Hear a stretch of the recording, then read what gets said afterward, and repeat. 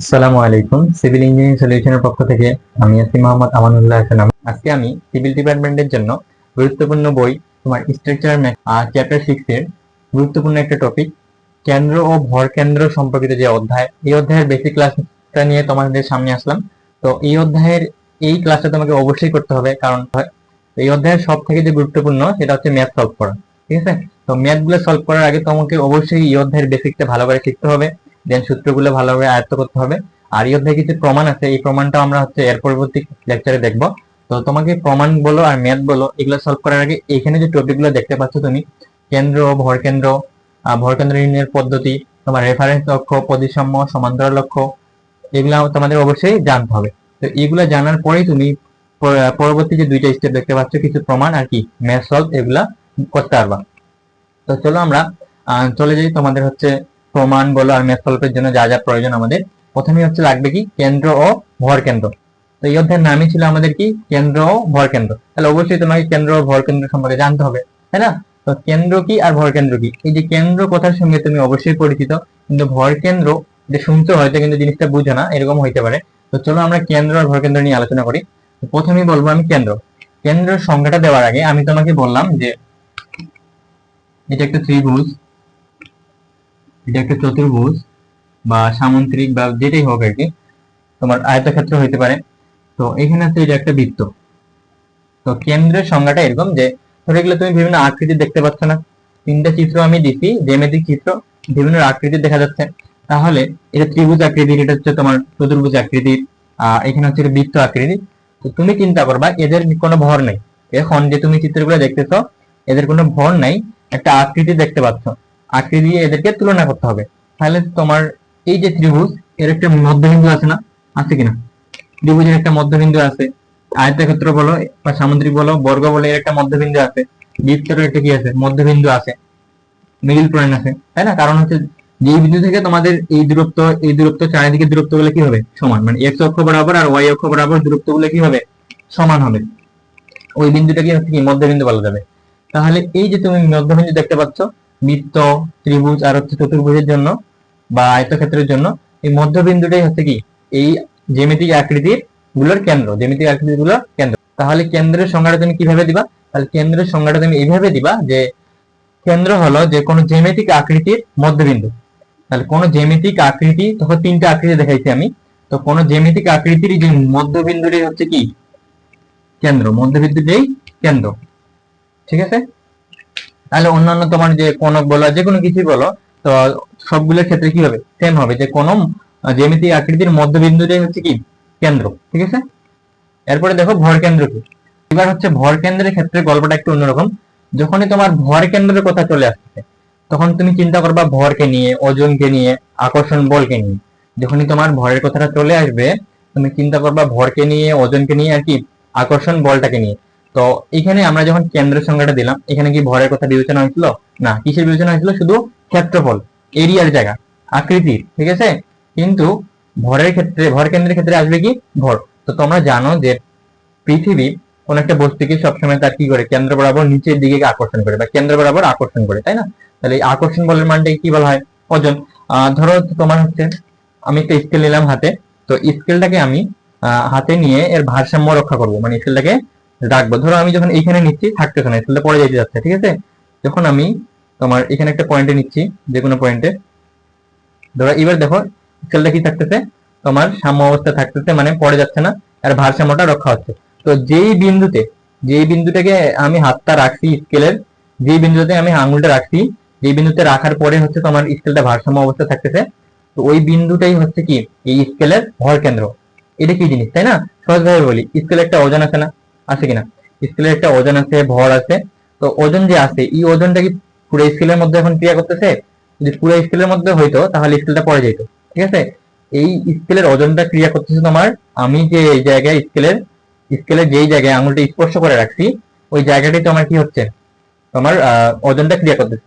এদের লব্ধি ওজনটা কি আমার স্পর্শ অবস্থায় যে স্কেলে যে আমার যে আঙুলটা যে এখানে যে আমার স্কেলে স্পর্শ করছে, ওই জায়গাটাতে কি এদের লব্ধি বল কাজ করতেছে, মানে ওজনটা এখানেই কাজ করতেছে।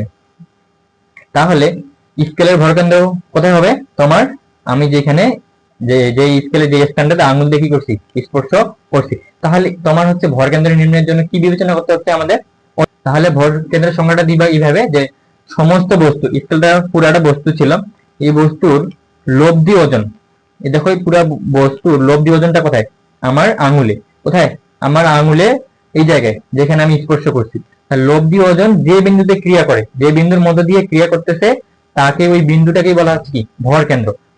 তোমার নির্দিষ্ট একটা জায়গা না, যদি এদিকে নিতা, ধরো স্কেলের মাঝ বিন্দু এই জায়গাটা, এইখানে যখন তুমি রাখতেছো কিন্তু কি হচ্ছে না, স্কেলটা থাকতেছে না, তো তুমি একটু আগাই দিলা, এবার দেখো ভারসাম্য রক্ষা হচ্ছে, মানে স্কেলটা কি থাকতেছে। এখন মনে হচ্ছে এটা কি মাঝ বিন্দুতে আছে?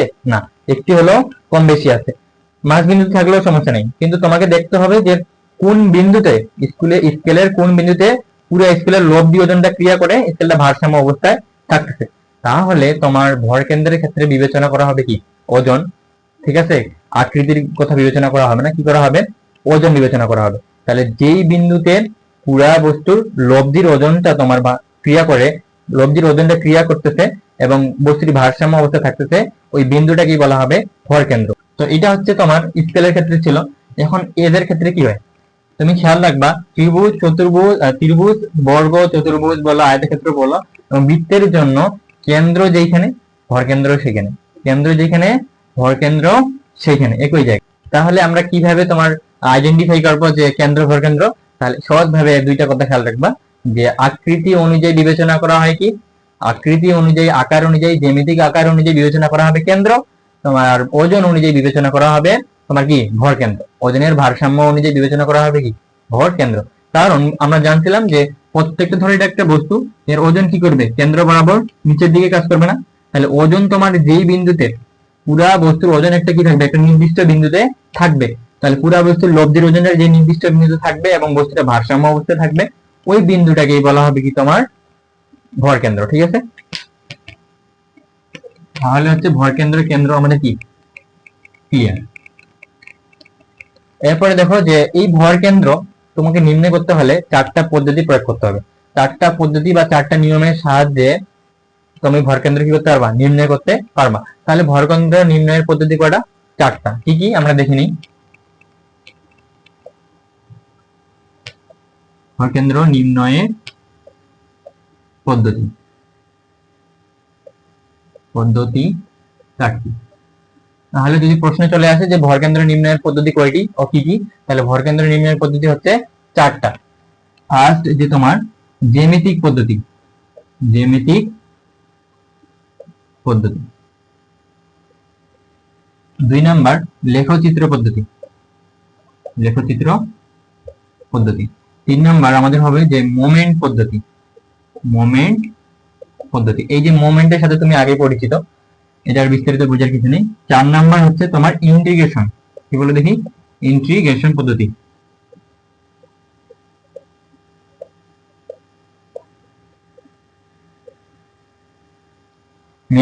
ম্যাথমেটিক্স 2 যে বইটা, ওই বই হচ্ছে ইন্টিগ্রেশনের সকল কাজ আমরা শিখে গেছি।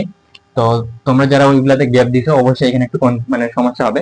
তো আমি যেহেতু তোমাদের সাথে আছি, তাহলে অবশ্যই সমস্যা হবে না, ইনশাআল্লাহ আমি তোমাকে সর্বোচ্চ দেওয়ার চেষ্টা করব। তো ইন্টিগ্রেশন পদ্ধতি, মোমেন্ট পদ্ধতি আর জ্যামিতিক পদ্ধতি, এই চারটা পদ্ধতির সাহায্যে একটা বস্তুর কি নির্ণয় করা যায়? ভর কেন্দ্র নির্ণয় করা যায়। তাহলে আমরা হচ্ছে যে তোমার এই বইটাতে মোমেন্ট নিয়ে, মোমেন্ট পদ্ধতির সাহায্যে কিভাবে ভর কেন্দ্র নির্ণয় করতে পারবা, ইন্টিগ্রেশন পদ্ধতি আর হচ্ছে জ্যামিতিক পদ্ধতি, এগুলো নিয়ে আলোচনা করব। তো জ্যামিতিক পদ্ধতি নিয়ে আমাদের কোনো কাজ নাই, আমাদের সব থেকে যে প্রমাণ আসবে তোমার এই যে মোমেন্ট পদ্ধতি থেকে আর হচ্ছে ইন্টিগ্রেশন পদ্ধতি থেকে, তোমার এই দুইটা পদ্ধতি থেকে আমাদের এই বইয়ের সমস্ত প্রমাণগুলো কি দেওয়া আছে। ঠিক আছে? আর ম্যাথ সলভের জন্য তোমাকে এই দুইটা জিনিসই লাগবে, এই অধ্যায়ের ম্যাথগুলো সলভ করতে গেলে এই দুইটা জিনিসই লাগবে। চলো হচ্ছে আমরা একটু জ্যামিতিক পদ্ধতি নিয়ে আলোচনা করি। ধরো এটা একটা ত্রিভুজ, আর এখানে এইটাকে দেখতে পাচ্ছ একটা আয়তক্ষেত্র। আয়তক্ষেত্রকে অনেক সময় কি বলা হয়? আয়তক্ষেত্র যেটা সামুদ্রিক সেম। তাহলে আয়তক্ষেত্র একটা কি সামুদ্রিক। তো এখানে হচ্ছে এটা একটা বৃত্ত, ঠিক আছে?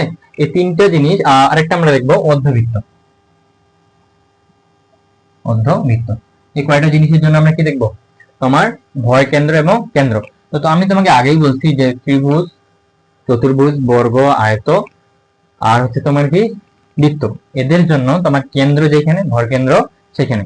তো জ্যামিতিক নিয়ম অনুযায়ী, তো ত্রিভুজের ক্ষেত্রে যে ভর কেন্দ্রের কথাটা বলা আছে জ্যামিতিক নিয়ম অনুযায়ী, ওরা জ্যামিতিক নিয়ম বলতেছে যে একটা ত্রিভুজের এই যে বাহু দেখতে পাচ্ছ কয়টা, একটা তিনটা, একটা দুইটা তিনটা, তো এই বাহুগুলোর মধ্যমা, তো বাহুগুলোর যদি মধ্যমা এই বাহুটাকে যদি ভাগ করি, আবার এই বাহুটাকে যদি ভাগ করি, এদের মধ্যবিন্দু, এই বাহুর মধ্যবিন্দু, এই বাহুর মধ্যবিন্দু এবং তোমার এই বাহুর মধ্যবিন্দু, দেখো এই বাহুর মধ্যবিন্দু এটা, আবার এই বাহুর মধ্যবিন্দু, এই যে মধ্যবিন্দুগুলোকে ভাগ করলে তোমার তুমি যে পাচ্ছ বা মধ্যমা যে নির্ণয় করতেছো, তো এই বাহুগুলোর মধ্যমা পরস্পর যেই বিন্দুতে ছেদ করবে ওই বিন্দুটাকে কি বলা হচ্ছে, ভর কেন্দ্র। কি বলা হচ্ছে, ভর কেন্দ্র। ঠিক আছে,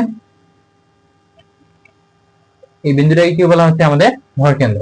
এবার দেখো তোমার ধরো এটা একটা সামন্ত্রিক বা আয়তক্ষেত্র, তো এদের কর্ণগুলো যদি আমি পরস্পর যোগ করি, জ্যামিতিক নিয়ম বলতে এদের কর্ণগুলো যদি পরস্পর যোগ করো, কর্ণগুলো যোগ করার কারণে দুইটা কর্ণ পরস্পর যে বিন্দুতে মিলিত হলো, দুইটা কর্ণ পরস্পর যে বিন্দুতে মিলিত হইলো ওই বিন্দুটাকেই বলা হচ্ছে কি, ভর কেন্দ্র।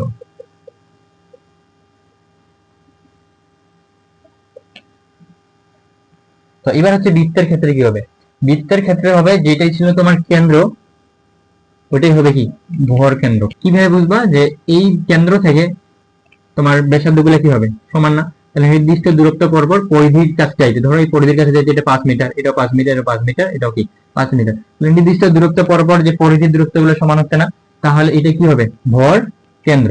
তাহলে কেন্দ্রটাকেই বলা হচ্ছে কি বৃত্তের ক্ষেত্রে, ভর কেন্দ্র। বা ভর কেন্দ্র আরেকটা নাম কি ছিল, সেন্টার অফ গ্র্যাভিটি বা সিজি, আবার সংক্ষেপে বলা হয় কি, সিজি, সেন্টার অফ গ্র্যাভিটি। অর্ধবৃত্তের ক্ষেত্রে কি হবে, এবার অর্ধবৃত্তের ক্ষেত্রে কি হয় যে তোমাকে মুখস্থ রাখতে হবে যে তোমার ভূমি থেকে, এই দেখো ভূমি থেকে তোমার ভূমি থেকে ধরো এইখান পর্যন্ত দিলাম আমি দা, তো ভূমি থেকে তোমার 4r, আরতে হচ্ছে এখানে যদি ব্যাসার্ধ কল্পনা করি তাহলে ব্যাসার্ধে 4 গুণের সাথে তুমি অনুপাত করবা 3 পাই, ব্যাসার্ধের 4 গুণের সাথে অনুপাত করবা 3 পাই। তাহলে অর্ধবৃত্তের ক্ষেত্রে ব্যাসার্ধের 4 গুণের সাথে তুমি যদি 3 পাই অনুপাত করে দাও তাহলে তুমি কি পাবা, এই অর্ধবৃত্তের কি পাবা, ভর কেন্দ্র খুঁজে পাওয়া যাবে। তাহলে আমরা জ্যামিতিক ব্যাখ্যা থেকে বুঝলাম এই চার আকৃতির বস্তুর জন্য, চিত্রের জন্য কিভাবে তুমি ভর কেন্দ্রটা পাবা। তো এবার হচ্ছে আমাদের কাজ হবে কি, যে তোমার কি পদ্ধতি ছিল আমাদের, এরপরে লেখচিত্র পদ্ধতি তো লাগবে না, মোমেন্ট পদ্ধতি আর ছিল কি, ইন্টিগ্রেশন পদ্ধতি। তো মোমেন্ট পদ্ধতি আর ইন্টিগ্রেশন পদ্ধতি এগুলো হচ্ছে আমরা কি করব, এর পরবর্তী ক্লাসে প্রমাণ করব। কি করব, প্রমাণ করব, প্রমাণের মাধ্যমে শিখে যাব। তো জ্যামিতিক পদ্ধতির ক্ষেত্রে কোনো প্রমাণ নেই, তোমার এই যে মোমেন্ট বলো আর হচ্ছে ইন্টিগ্রেশন পদ্ধতির জন্য বলো, এগুলো আমাদের কি করতে হবে, প্রমাণ করে নিয়ে আসতে হবে। আমাদের সবথেকে ইম্পর্টেন্ট পার্টটা যে পরবর্তী কাজগুলো করার জন্য আমাদের কি করতে হবে, এই অধ্যায়ের সূত্রগুলো আগে আয়ত্ত করতে হবে। কি করতে হবে, সূত্রগুলো। চলো সূত্রগুলো দেখি। যদি তুমি এই অধ্যায়ের 7টা চিত্র সম্পর্কে জানতে পারো, এদের ভরকেন্দ্র কোথায় আছে, কেন্দ্র কোথায় আছে এবং ক্ষেত্রফল নির্ণয়ের সূত্রটা কি, তাহলে এই অধ্যায়ে তোমাকে ম্যাথ সলভ করতে যায় কোনো প্রবলেম ফেস করতে হবে না। চলো আমরা আবার চিত্রগুলো দেখবো। প্রথমে আমরা ত্রিভুজ দিয়ে শুরু করলাম। এক নাম্বারটা হচ্ছে কি আমাদের ত্রিভুজ। তো ত্রিভুজের ক্ষেত্রে আমি এখনই বললাম এদের ভরকেন্দ্র কোথায় থাকে, জ্যামিতিক ব্যাখ্যা থেকে যে বাহুগুলোর মধ্যমা যে বিন্দুতে কি হবে, মিলিত হবে। তো এবার এই ত্রিভুজের ক্ষেত্রে তুমি কি করবা, ত্রিভুজের এটাকে বলা হচ্ছে কি আমাদের শীর্ষ, আর এটাকে বলা হচ্ছে কি ভূমি।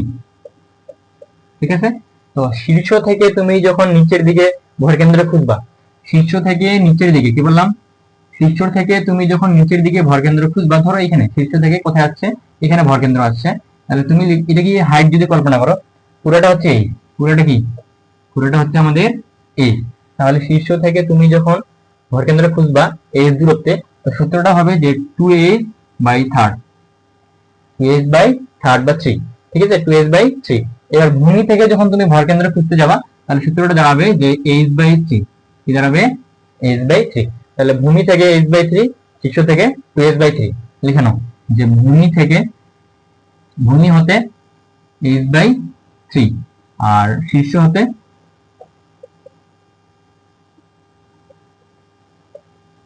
টুএস বাই 3। ঠিক আছে, তাহলে তুমি শীর্ষ থেকে আসলে 2h বাই 3 দূরত্ব অতিক্রম করার পর ভরকেন্দ্র পাচ্ছ, আর ভূমি থেকে গেলে h বাই 3 দূরত্ব অতিক্রম করার পর কি পাচ্ছ, তোমার ভরকেন্দ্র পাচ্ছ। যখন ম্যাথ গুলো করবো আরো ক্লিয়ার হয়ে যাবে, এখানে প্রবলেমটা থাকবে না। তো এটা ছিল একটা সহজ ত্রিভুজের জন্য। তো এবার ত্রিভুজটা তোমাকে এইভাবে দিল, এইভাবে দিল, ঠিক আছে। তাহলে কি হবে, তো এইবার হচ্ছে তুমি এটা কল্পনা করবা পুরাটা হচ্ছে এই, উচ্চতাটা হচ্ছে এই, আর ভূমি বরাবর দৈর্ঘ্যটা হচ্ছে বি। তাহলে এদের ভরকেন্দ্র আমি নির্ণয় করব। তো এখানে নাম দিলাম এ, বি আর কি সি। তো আমরা জানি যে এই ত্রিভুজের উচ্চতা কোনটা বলো তো, এটা না। এই ত্রিভুজের হচ্ছে শীর্ষবিন্দু কোনটা, এটা না। তাহলে শীর্ষ থেকে আসলেই সূত্র প্রয়োগ করবা কোনটা, 2h/3, 2h/3। আর এইখানে দেখো সি বিন্দু, এটা কি ভূমি না।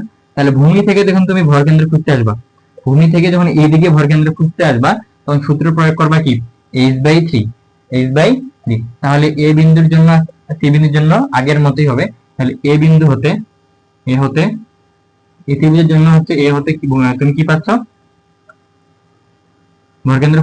এ হতে তুমি ভরকেন্দ্র নির্ণয় করতেছ না, তাহলে হচ্ছে 2h/3। আর সি হতে, সি হতে এইদিকে, সি হতে কোথায়, এদিকে খুঁজবা, সি হতে এইদিকে, তাহলে হচ্ছে তোমার h/3। তাহলে আমরা হচ্ছে ত্রিভুজের চিত্রটা যেভাবে হোক আমরা আগে ফাইন্ড আউট করবো যে কোথায় তোমার শীর্ষবিন্দু, কোথায় হচ্ছে কি ভূমি। তাহলে এই দুইটা যখন জানতে পারবো তখন আমরা সহজে নির্ণয় করতে পারবো যে তোমার শীর্ষ হতে আসলে সূত্র এটা, আর ভূমি থেকে গেলে সূত্র আরেকটা। তো এই ছিল হচ্ছে আমাদের ত্রিভুজ। এবার দেখো তুমি, এবার আমরা দেখবো যে আয়তক্ষেত্র। কি দেখবো, আয়তক্ষেত্র। তো আয়তক্ষেত্রের ক্ষেত্রে ঘটনাটা কি হবে, তো আয়তক্ষেত্রের ক্ষেত্রে, তো আয়তের ক্ষেত্রে আমাদের কি ঘটনা ঘটবে। তো আমরা একটা চিত্র নিলাম, ধরো এটা একটা আয়ত। তো আয়তের দৈর্ঘ্য হচ্ছে ধরো বি, আর প্রস্থটা ধরলাম আমি হচ্ছে ডি। তো তোমার ভর কেন্দ্রগুলো নির্ণয় করার জন্য ত্রিভুজ আয়তের ক্ষেত্রে দুইটা অক্ষ কল্পনা করে বিবেচনা করা হয়। একটা হচ্ছে এক্স অক্ষ বরাবর, আর একটা কি ওয়াই অক্ষ বরাবর। তাহলে এক্স অক্ষ বরাবর একবার ভর কেন্দ্র হইতে পারে, আর ওয়াই অক্ষ বরাবর একটা ভর কেন্দ্র। তাহলে দেখো যখন তোমার এক্স অক্ষ বরাবর আসবে, তাহলে আমরা নির্ণয় করতেছি কি বলো দেখি, ভর কেন্দ্র না, ভর কেন্দ্র এক্স অক্ষ বরাবর, আর একটা কি ওয়াই অক্ষ। তাহলে প্রথমটা দেখো যে যখন তোমার এক্স অক্ষ বরাবর হবে, মানে এক্স অক্ষ মানে কি, এদিক থেকে এদিকে যাবে না, এই থেকে এই বরাবর যাবা। তাহলে এই দূরত্বটা কি, এই মোট দূরত্বটা কত বলো তো, তোমার এ বি বরাবর যদি নাম দেই, এটা হচ্ছে এ, এটা হচ্ছে বি। তাহলে এক্স অক্ষ থেকে এটা এদিকে হচ্ছে এক্স অক্ষ। তাহলে এক্স অক্ষ বরাবর তোমার ভরকেন্দ্র কিভাবে পাবা, পুরোটা কত বলো তো, বি না। তাহলে বি এর অর্ধেক, কার অর্ধেক, মানে হচ্ছে দৈর্ঘ্যের অর্ধেক। তাহলে কি হচ্ছে b/2, b/2। আমরা দেখছিলাম না যে আয়তের ক্ষেত্রে, বর্গক্ষেত্রের মধ্যবিন্দুতে কি হয়, তোমার ভরকেন্দ্র হয়। তাহলে এক্স অক্ষ বরাবর তোমার ভরকেন্দ্রটা পাচ্ছে b/2। ওয়াই অক্ষ বরাবর যদি যাও, তাহলে এই থেকে যদি যাও, তাহলে তোমার প্রস্থটা হচ্ছে কত, ডি না, পুরোটা হচ্ছে ডি। তাহলে অর্ধেক কি হবে, d/2, অর্ধেক কি হবে d/2, অর্ধেক হচ্ছে কি d/2। তাহলে ওয়াই অক্ষ বরাবর গেলে কি হবে, ভরকেন্দ্র d/2। তাহলে এক্স অক্ষ বরাবর যদি আমাকে যদি ভরকেন্দ্র বলে তাহলে হচ্ছে b/2, আর ওয়াই অক্ষ বরাবর যদি ভরকেন্দ্র বলে তাহলে কি d/2। এরপর 3 নাম্বারটা দেখো যে বৃত্তের ক্ষেত্রে কি হবে। ধরো একটা বৃত্ত, যদিও বা হয় নাই, তো এটা একটা বৃত্ত কল্পনা করো। তো বৃত্তের ক্ষেত্রে আমরা জানি এর ভরকেন্দ্র কোথায় থাকে, কেন্দ্রে থাকে। কোথায় থাকে, কেন্দ্রে। তাহলে দেখো এই বৃত্তটাকে তুমি যদি ভাগ করো, ওয়াই অক্ষ বরাবর ভাগ করলাম, আবার কি এক্স অক্ষ বরাবর ভাগ করলাম, ঠিক আছে। তাহলে কি হচ্ছে দেখো তো, যদি মধ্যবিন্দু হয়, তাহলে আমরা জানি পুরো এই বৃত্তের, তো বৃত্তের ক্ষেত্রে আমরা জানি এটা পুরাটা হচ্ছে কি, বৃত্তের মধ্য দিয়ে কেন্দ্র দিয়ে যেটা যায় ওটা কি বেস, পুরাটা কি বৃত্তের বেস। তাহলে এ বি এটা কি বেস, সি ডি এটাও কি বেস না, এই বেস কি দ্বারা প্রকাশ করা, ডি না। তাহলে ডি দিলাম, ঠিক আছে। তাহলে এ বি এর দূরত্ব হচ্ছে ডি। তো তুমি যখন এক্স অক্ষ বরাবর তুমি যখন ভরকেন্দ্র নির্ণয় করবা, এক্স অক্ষ বরাবর, তাহলে পুরোটা যদি ডি হয়, আমাদের ভরকেন্দ্র কোথায় আছে, মিডিল পয়েন্টে। হ্যাঁ, পুরোটার মিডিল পয়েন্টে আছে না, কারণ বেসের অর্ধেক কি ব্যাসার্ধ না, পুরোটা যদি বেস হয় আমাদের তো অর্ধেক লাগবে। তাহলে এটা কি হবে ব্যাসার্ধ, আর ব্যাসার্ধ গুলো পরস্পর দুই দিকে কি হয়, সমান হয়। তাহলে এইভাবে কল্পনা করো, এই পুরোটা যদি 10 মিটার হয়, পুরোটা যদি 10 মিটার হয়, তো ভরকেন্দ্র কোথায় আছে, মাঝ বিন্দুতে। তাহলে ভরকেন্দ্র এক্স অক্ষ কোথায় পাবা তুমি, এক্স অক্ষ বরাবর যদি এ বিন্দু থেকে যাও, তাহলে কি পাচ্ছ, পুরোটা 10, 10 এর অর্ধেক পাচ্ছ না মাঝ বিন্দুতে, তাহলে কি হচ্ছে 5। তো এইবার পুরোর দৈর্ঘ্যটা কি ডি না, তাহলে ডি এর অর্ধেক করলে তুমি কি পাবা, ভরকেন্দ্র পাবা কোন বরাবর, এক্স অক্ষ বরাবর। তাহলে ত্রিভুজের ক্ষেত্রে ভরকেন্দ্র কিভাবে হবে, এক্স আর ওয়াই অক্ষ বরাবর। তাহলে এক্স অক্ষ বরাবর যে ভরকেন্দ্রটা, মানে এক্স অক্ষ বরাবর ভরকেন্দ্রটা হচ্ছে কি d/2, কি হচ্ছে d/2, মানে বেশি অর্ধেক করলেই পাওয়া যাচ্ছে। এবার তুমি ওয়াই অক্ষ বরাবর যদি কল্পনা করো উপরের দিকে, তুমি যদি ওয়াই অক্ষ বরাবর উপরের দিকে কল্পনা করো তাহলে কি হচ্ছে, পুরোটা কি বেশ না, আর বেশ মানে কি ডি কিনা। তো আমাদের ভরকেন্দ্র আছে কি বেশের অর্ধেকে, পুরোটা যাইতে হবে না, কোথায় অর্ধেকে কেন্দ্রে। তাহলে আবার এটাকে দুই দিয়ে ভাগ দিয়ে দাও। তাহলে বৃত্তের ক্ষেত্রে তোমার এক্স অক্ষ আর ওয়াই অক্ষ বরাবর কি হচ্ছে, ভরকেন্দ্রগুলা সেম হচ্ছে, d/2 হচ্ছে, ঠিক আছে, বেশের অর্ধেক হচ্ছে। তাহলে এটা ছিল কি বৃত্তের ক্ষেত্রে। এই চারটা চিত্রের মধ্যে সীমাবদ্ধ মেদগুলা তোমাদের বইয়ে। তো আমরা হচ্ছে শুধু আরেকটা দেখবো যে অর্ধবৃত্ত, কি দেখবো, অর্ধবৃত্ত। তো আমরা হচ্ছে এই অংশটা তোমরা স্ক্রিনশট দিয়ে নাও। তো অর্ধবৃত্তের ক্ষেত্রে ধরো এটা কেন্দ্র ছিল, এটা যদি পুরোটাকে বৃত্ত বিবেচনা করো, তো এটা কি কেন্দ্র না, কেন্দ্র। আর কেন্দ্র থেকে তোমার এদিকের অংশটা কি হবে, ব্যাসার্ধ। কারণ এটা যদি পুরোটা বৃত্ত হইতো, এদিকে যদি এইভাবে যোগ করে দিতাম তাহলে এটা পুরোটা ব্যাস হইতো। তাহলে অর্ধেক যেহেতু ওইদিকে, তাহলে কি হবে, ব্যাসার্ধ হবে। তাহলে এটা যদি ব্যাসার্ধ হয়, এর দূরত্বটা ধরলাম আমি আর, কি ধরলাম আর। তাহলে তোমাকে যদি এবার বলে যে, তো শীর্ষ থেকে তোমাকে যদি ভরকেন্দ্র বলে যে শীর্ষ থেকে ভরকেন্দ্র কত, 0.576 ইন্টু আর, ঠিক আছে। তাহলে 0.576 ইন্টু যে তোমার ব্যাসার্ধের মানটা থাকবে, এটা গুণ করে দিলে আমি শীর্ষ থেকে ভরকেন্দ্রটা খুঁজে পাবো কোথায়, এই অর্ধবৃত্তের। তো বেশের ক্ষেত্রে কি হবে, তোমার মানটাই হবে যে 0.424 ইন্টু আর। তাহলে 0.424 এর সাথে তুমি যদি এই অর্ধবৃত্তের ব্যাসার্ধটা কি করে দাও, গুণ করে দাও, তাহলে তুমি বেশ থেকে যায় উপরের দিকে কি পাবা, ভরকেন্দ্রটা খুঁজে। আমরা হচ্ছে কেন্দ্র বুঝলাম, ভরকেন্দ্র বুঝলাম, ভরকেন্দ্র নির্ণয়ের পদ্ধতিগুলো বুঝলাম, তারপর হচ্ছে প্রয়োজনীয় সূত্রগুলো দেখলাম, আর কিছু প্রমাণ ও ম্যাথ গুলো আমরা পরবর্তী ক্লাসে করব। আর এই অধ্যায়ের সব থেকে যে আরেকটা গুরুত্বপূর্ণ টপিক, সেটা হচ্ছে যে প্রতিসাম্য ও সমান্তরাল লক্ষ্য। তো এই সমান্তরাল লক্ষ্যটা আমরা হচ্ছে পরবর্তী চ্যাপ্টারে শিখবো। তো প্রতিসাম্য বিষয়টা একটু বুঝি, আর হচ্ছে রেফারেন্স লাইন কি এটা বুঝি। তোমরা এগুলো তুলে নিতে পারো। এই অধ্যায়ের ম্যাথ গুলো সলভ করতে গেলে তোমাকে প্রতিসাম্য বিষয়টা কি বুঝতে হবে। ধরো এটা একটা আমি চিত্র আঁকতেছি বা সেকশন আঁকতেছি, এটা একটা সেকশন। তো সেকশনটাকে দেখে কি মনে হচ্ছে বলো তো, একটা টি সেকশন, কি মনে হচ্ছে, একটা টি সেকশন। তো এই সেকশনের এই দূরত্বটা হচ্ছে মোট 10 মিটার, কত মিটার, 10। আর এই দূরত্বটা হচ্ছে আমাদের 4 মিটার, এখান থেকে দূরত্বটা হচ্ছে 4 মিটার, ঠিক আছে। এটা হচ্ছে 4 মিটার, এই দূরত্বটা হচ্ছে, ডিস্টেন্সটা হচ্ছে তোমার 10 মিটার। এখন এটাকে তুমি যদি মাঝ বরাবর ভাগ করো, মাঝ বরাবর কাটে দাও, দুইটা অংশে বিভক্ত করো, তাহলে কি হবে, দুইটা অংশে ভাগ হয়ে গেল না। তাহলে এদিকে কত থাকতেছে বলো তো, 4 কে অর্ধেক করলা, তাহলে কি হবে 2, এদিকে কত থাকবে 2। তো এটাকে যখন তুমি মাঝ বরাবর ভাগ করছিলা, পুরোটা ছিল 10। উপরের অংশটা মানে 1 নম্বর সেকশনটা যদি দেখো, 1 নম্বর ব্লকটা যদি দেখো, তাহলে দেখো এখানে কি হচ্ছে, এদিকে থাকতেছে কত 5, এদিকে থাকতেছে কত 5। তাহলে দেখো যখন তুমি দুইটা আলাদা করবা, যখন যদি তুমি দুইটা আলাদা করবা, তো উভয় দিকে সমান থাকতেছে না, এদিকেও 2 থাকলে এদিকেও 2 থাকতেছে, এদিকেও 5 থাকলে এদিকেও 5 থাকতেছে। তাহলে এই চিত্রটাকে বলা যাবে তখন প্রতিসম। এই সেকশনটাকে কি বলা হবে, চিত্রটাকেই বলা হবে কি প্রতিসম চিত্র বা প্রতিসম অক্ষ, ঠিক আছে। তাহলে এই প্রতিসমর ক্ষেত্রে ভরকেন্দ্র নির্ণয় করা খুব সহজ, ভরকেন্দ্র নির্ণয় করা খুব ইজি। তো ম্যাথ গুলো যখন আমরা সলভ করবো, প্রতিসমের আরেকটা চিত্র তোমাকে যদি বলি,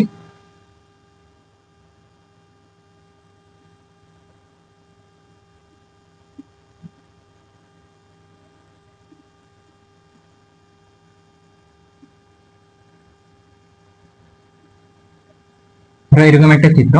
তো এদের এইখানকার এই পর্যন্ত দূরত্ব হচ্ছে তোমার 10 মিটার, মিটার 10 মিটার।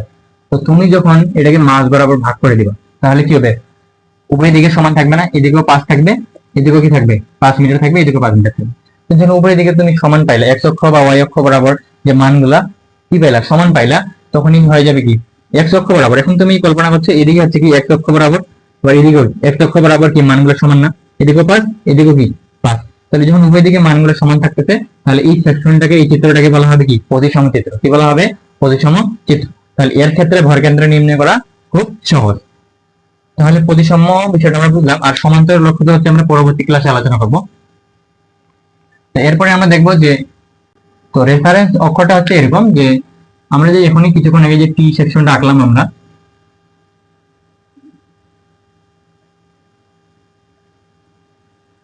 তো এই সেকশনের একটা জায়গায় ভর কেন্দ্র কি অবস্থিত আছে, যেটা আমরা জানি না। তো তুমি কি করবা, একটা রেফারেন্স অক্ষ বলতে একটা নির্দিষ্ট অক্ষ ধরে নিলা। কি ধরে নিলা? নির্দিষ্ট একটা রেখা নিলা। তো তুমি একটা কি করলা, একটা নির্দিষ্ট রেখা একটা কল্পনা করে নিলা। এই ভরকেন্দ্র নির্ণয় করার জন্য নির্দিষ্ট একটা রেখা একটা নির্দিষ্ট জায়গায় কি করে নিলা, কল্পনা করে নিলা। তো এই যে কল্পিত রেখার সাথে তুমি কি নির্ণয় করো, ধরো এখন ভরকেন্দ্রটা এখানে আছে, তাহলে আমরা যদি কল্পিত রেখার দূরত্বটা জানি, এখান থেকে কল্পিত রেখার দূরত্বটা তুমি ধরে নিস, তাহলে অবশ্যই জানবা। ধরো তুমি তো ধরে নিলা, তাই না? তাহলে তুমি তো জানবা কোথায় নিছো।